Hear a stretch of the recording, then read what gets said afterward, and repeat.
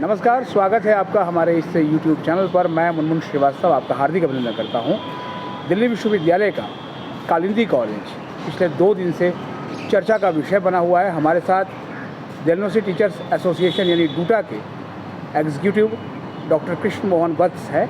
बताएंगे कि मामला क्या है। दरअसल कालिंदी कॉलेज में एक पुरानी परंपरा लंबे समय से चली आ रही है कि वहाँ पे अटेंडेंस रखते हैं, लेकिन इसको मैं परंपरा नहीं कहूँगा। जहाँ पे गलत इस तरह का ट्रेडिशन सेट हुआ है उसको तोड़ना चाहिए, ये गलत है। और इसका डूटा ने तुरंत संज्ञान लेते हुए इसका कंडेम किया है और प्रिंसिपल से आग्रह किया है कि रजिस्टर हटाया जाए।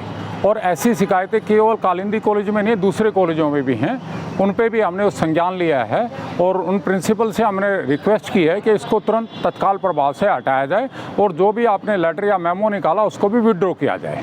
डूटा ने तुरंत इस पर संज्ञान लिया है। वो किसी के साथ भी किसी भी कॉलेज में किसी भी सूरत में ये अटेंडेंस रजिस्टर नहीं रखने दी जाएगा और हम एकदम डूटा के इस डिसीजन से कर संकल्प है और उसके साथ खड़े हैं। तो क्या डॉक्टर वत्स जो कॉलेजेस हैं वो एडहॉक शिक्षकों के साथ मनमानी कर रहे हैं?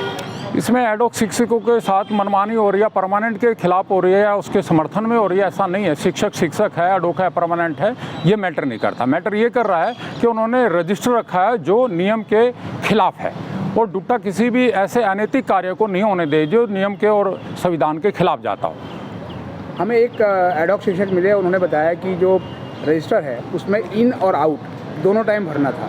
तो क्या ये रूल के खिलाफ है? सर, ना इनके लिए डूटा इस पे सहमत है, ना आउट के लिए सहमत है। किसी भी सूरत में रजिस्टर नहीं रखने दिया जाएगा, इसके लिए डूटा कर संकल्प है। और जो भी हमें करना पड़ेगा, अगर प्रिंसिपल प्यार से जो तरीका होता है डेमोक्रेट उससे मान जाते तो ठीक है, नहीं तो हम लोकतांत्रिक तरीकों से जो भी धरना प्रदर्शन करना पड़ेगा हम उसके लिए भी तैयार बैठे हैं। तो इस मुद्दे पे आपने प्रिंसिपल को पत्र लिखा है? हाँ, हमने तत्काल प्रभाव से, जैसे हमारे पास से संज्ञान में आया मामला, डूटा ने और हमारे डूटा अध्यक्ष के भागी जी ने इस पर तुरंत सीओ मोटो लेते हुए लेटर लिख दिया है। पिछले दिनों डॉक्टर वत्स जो है लक्ष्मीबाई कॉलेज में भी कई तरह के हंगामे हुए, फिर अब कालिंदी कॉलेज। तो लगातार ये डीयू के कॉलेजेस में शिक्षकों के साथ मनमानी क्यों हो रही है?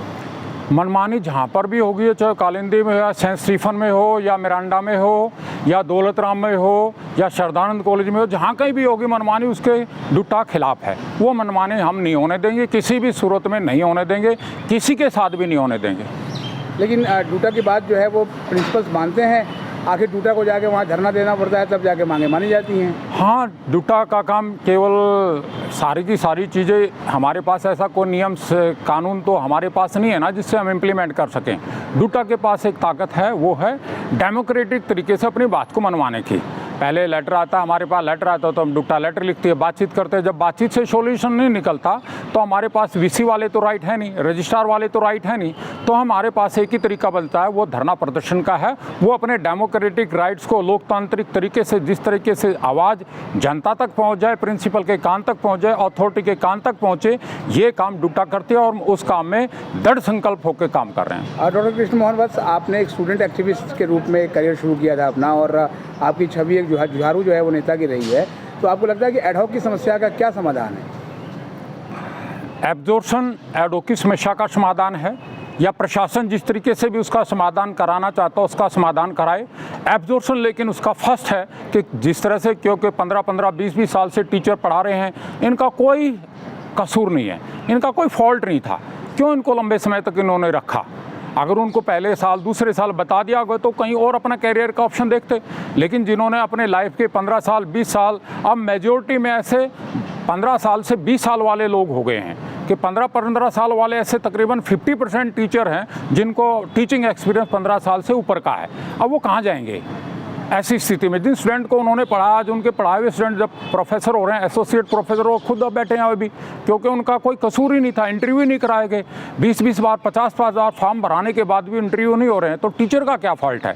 तो उसका एक ही समाधान है, वो समायोजन होना चाहिए, एब्जॉर्प्शन होना चाहिए, या प्रशासन जिस तरीके से भी करना चाहे उसका सोल्यूशन निकलना चाहिए। लेकिन हमारी फर्स्ट और लास्ट डिमांड है समायोजन, समायोजन, समायोजन। बहुत बहुत धन्यवाद प्रोफेसर वत्स। धन्यवाद मनमोहन जी।